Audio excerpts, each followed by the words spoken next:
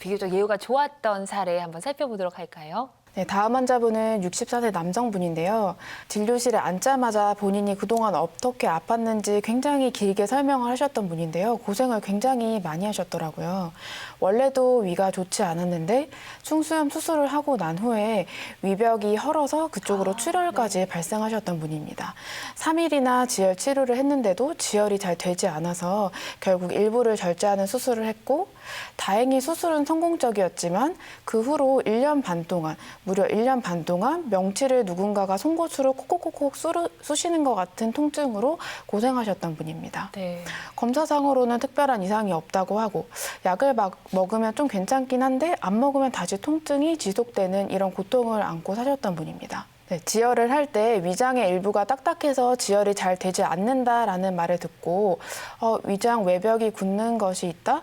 그렇다면 내가 이 병이 아닐까 해서 반신반의하는 마음으로 오셨는데요. 각종 검사를 하고 어떤 치료를 해도 통증이 가시지 않아서 마지막이라는 생각으로 오셨던 분입니다.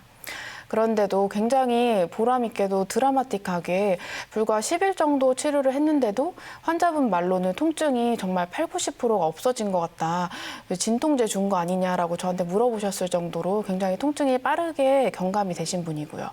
현재는 한 10% 정도 남은 통증을 2달 반 정도의 치료를 통해서 해결하고 있는 상태입니다. 자, 계속해서 다음 사례 한번 살펴보도록 하겠습니다. 24세 여성분은 숨참, 구토, 명치 답답, 잘체함, 공황장애도 있으셨는데요. 두근거림, 불안을 좀 심하게 호소하셨고 등이 뻐근하다, 항상 등에 뭐가 결려 있는 것 같다라고 호소하셨던 분입니다. 냉증도 있으셨고 심한 생리통, 만성 피로도 갖고 계셨고요. 이 중에서 가장 불편하셨던 증상은 3달 전부터 시작된 코가 막히는 느낌, 귀가 막히는 느낌, 귀와 어깨를 누군가가 당기는 것 같은 통증 때문에 오셨는데요. 이분 역시 각종 검사를 해봐도 특별히 나오는 건 없고, 근육 이완제도 드시고 위장이 안 좋으시니까 역류약, 가래약도 드시는데도 증상이 계속해서 반복되고 어깨 쪽의 통증은 거의 호전이 없으셔서 내원한 경우입니다. 이분은 이제 위장의 위와 장의 적취를 전반적으로 풀어내는 치료를 시행을 하였고, 심장을 강화하는 치료, 혈액순환 촉진하는 치료, 그리고 근육의 통증이 있기 때문에 근육의 담을 빼는 치료를 위주로 진행을 하였습니다. 치료하시고 난 후에 EAV 수치도 물론 많이 좋아지셨지만 코와 귀가 막히는 것 같은 이상한 느낌, 귀와 어깨를 누군가가 당기는 것 같은 느낌이 거의 소실되셨고 소화불량이 자꾸 반복해서 나타나셨는데 그게 없어지셨습니다. 그리고 공황장애 약을 치료를 시작하면서 끊게 되셨는데 치료 도중에 공황장애 증상은 한 번도 생기지 않으셨던 분이시고요. 그리고 마지막으로 저희가 사실 생리통 치료를 한 것은 아닌데 위와 장의 적취를 풀다 보니 자궁 쪽도 부드럽게 풀어주는 효과가 있어서인지 생리통도 굉장히 좋아지셨던 분입니다. 개인의 증상이나 정도에 따라서 치료 결과는 달라질 수 있음도 함께 알려드리도록 하겠습니다. 자, 그런데 지금 만성 위장 질환 이 원인이요. 사실 소화불량인지 무엇인지 헷갈릴 수도 있거든요. 그 담 때문에 생겼다라는 걸 어떻게 체크할 수 있을까요? 네, 그래서 체크리스트를 준비해 왔는데요. 시청자분들도 함께 체크해 보시죠. 첫 번째, 명치가 꽉 막힌 듯이 답답하고 뻐근하거나 찌르는 것 같은 통증이 있다. 혹은 역류가 잘 된다. 쓴물이 올라오기도 하고 신물이 올라오기도 하고, 혹은 어떤 분들은 이런 느낌은 없는데 목에 이물감만 호소하는 분들도 계십니다. 두 번째, 특히 그다지 드신 게 없는데도 자꾸 체한다. 세 번째, 속이 메스껍다. 이런 분들은 비위도 약하시고 멀미를 자주 하는 분들이 많으신데요. 위장 치료를 하게 되면 멀미약 안 드셔도 멀미 치료는 굉장히 잘 되는 편입니다. 네 번째, 가스가 잘 차고 항상 속이 더부룩하다. 다섯 번째, 대변을 봐도 시원하지 않다. 아무리 화장실에 오래 앉아 있어도 변이 나오지도 않고, 갔다가 다시 또 화장실 가고 싶고 가스가 자꾸 부글부글 하는 분들 굉장히 많으시죠. 네. 여섯 번째, 머리가 자주 아프다. 일곱 번째, 자주 어지럽다. MRI나 각종 검사를 해봐도 특별히 나오는 거 없는데 정작 본인은 두통, 어지럼증으로 굉장히 힘들어하는 분들이 많으십니다. 이런 분들은 담독소 때문에 내가 두통, 어지럼증이 있는 것이 아닐까 의심해 보시는 것이 좋겠습니다. 그렇군요. 네. 여덟 번째, 건망증이 심해진다. 아홉 번째, 얼굴색이 누렇고 검어지거나 기미가 낀다. 저희 몸이 안 좋아지면 너 안색이 왜 그래 이렇게 얘기하죠. 몸이 안 좋아지면 낯빛이 이렇게 검어지거나 어두워지거나 이런 식으로 바뀌게 됩니다. 10번째, 눈가에 다크서클이 있다. 비슷한 맥락이고요. 11번째, 눈이 건조하고 침침하면서 통증이 있다. 담독소가 눈물막에 끼게 되면 염증을 유발해서 자꾸 침침하다, 아프다 이런 현상이 벌어지게 됩니다. 네. 12번째, 구취, 입냄새가 심하다. 아까 담독소가 음식이 완전히 분해되지 않아 썩은 노폐물, 그러니까 썩은 음식 같은 물질이라고 얘기해드렸죠. 아, 네네. 위에 그런 썩은 음식이 있는데 입냄새가 안 날 수가 없겠죠. 그렇죠. 13번째, 자주 피곤하다. 현대인들은 보약을 드시는 것보다는 이런 독소, 염증으로 인한 질환이 많기 때문에 해독을 했을 때 피곤함이 가시는 경우를 많이 볼 수 있습니다. 네. 14번째, 뒷목 어깨가 자주 뭉친다. 15번째, 옆구리 등 여기저기 돌아다니면서 담이 잘 결린다. 16번째, 여성의 경우 냉이나 염증, 질염, 방광염, 각종 염증이 잘 발생하게 됩니다. 네. 저 7개 이상 되는 것 같은데 몇 개 이상이 좀 문제가 되는 거예요? 네, 4개 이하의 경우에는 비교적 가벼운 경증으로 볼 수 있고 네. 5개에서 9개인 경우는 중증, 10개 이상인 경우는 꼭 의사와 상의하에 치료를 받아야 되는 분이라고 볼 수 있습니다. 네. 치료 사례 보면서 저희가 한번 설명 더 들어보도록 할게요. 비교적 예후가 좋은 사례 있죠? 네. 이 71세 여성 환자분은 사실 거의 종합병원 상태로 오셨는데요. 네. 안 아픈 곳을 찾는 게 차라리 쉬울 정도로 정말 네. 증상이 많으셨습니다. 역류도 심하게 되시고 보시면 얼굴이 뻘겋게 돼 있으시죠. 그러시군요. 상열감과 함께 전신 가려움증도 있으셨고 항상 기침을 하시고 소화도 안 되시고 여러 가지 명치 답답함, 속쓰림, 두통, 어지럼증, 만성 피로, 안구 건조 정말 여러 가지 증상을 갖고 계셨던 분입니다. 네. 담이 있으신 분들은 덩어리가 생겨 있는 분들이 많으신데요.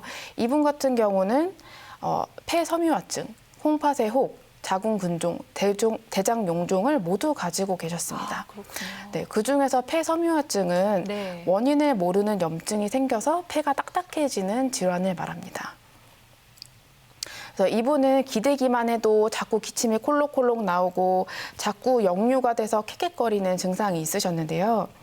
위와 장의 적취를 치료하는 치료를 시행하시고 검사 결과 수치도 물론 좋아지셨고 무엇보다 조금만 기대도 기침이 나오고 자꾸 기침을 하니까 사람들이 쳐다보고 하는 게 불편하셨는데 그 증상은 아예 없어지셨습니다.